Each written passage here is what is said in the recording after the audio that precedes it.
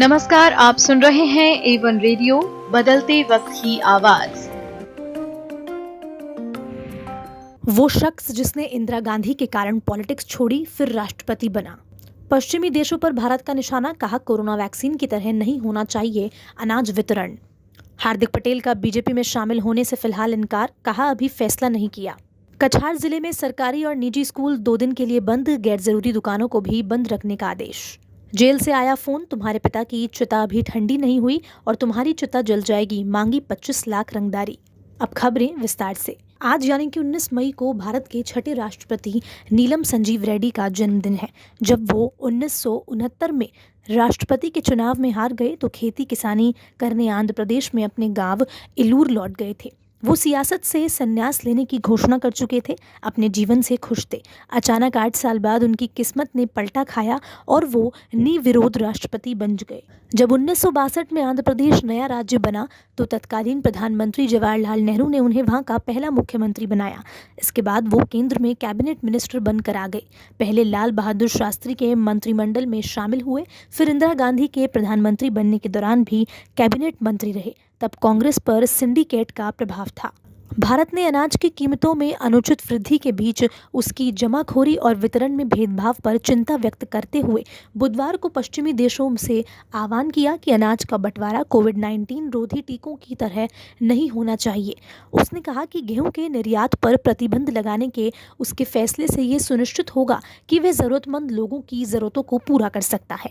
विदेश राज्य मंत्री वी मुरलीधरन ने बुधवार को कहा, कम आय वाले विभिन्न वर्ग आज अनाज की बढ़ती कीमतों और उनकी पहुंच तक मुश्किल की दोहरी चुनौतियों का सामना कर रहे हैं।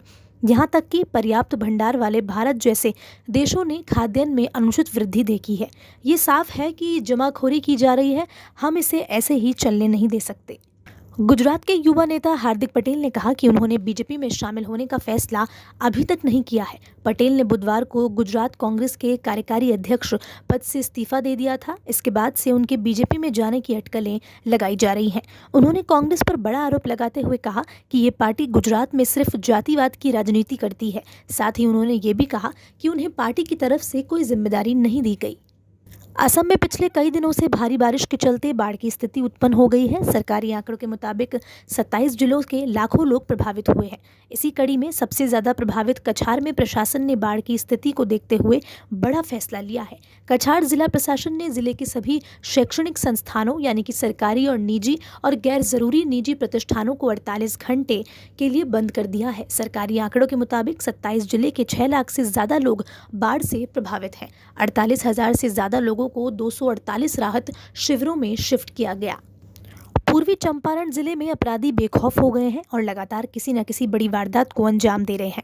दिन दहाड़े हत्या की घटनाओं को साथ ही रंगदारी मांगने के मामले में भी सामने आ रहे हैं। स्थिति ये है कि मोतिहारी सेंट्रल जेल अपराध के संचालन का अड्डा बन चुका है, जहां से अपराधी व्यवसायियों से रंगदारी की मांग कर रहे हैं। ताज़ा मामला रक्सौल अनुमंडल क्षेत्र से जुड़ा हुआ है। रक्सौल के कपड़ा व्यवसायी ने आदापुर थाना में प्राथमिक दर्ज करवाई है और अपनी और अपने परिवार की सुरक्षा की गुहार लगाई है।